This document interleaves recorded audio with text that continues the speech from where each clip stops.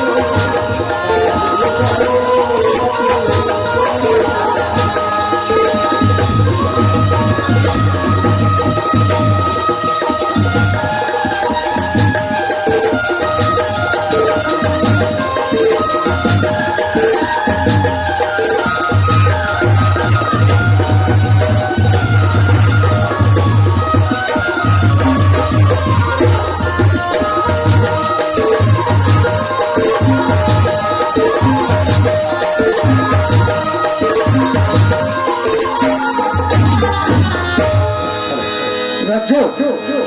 होगा master stand बहुत शंकर भगवान की जय।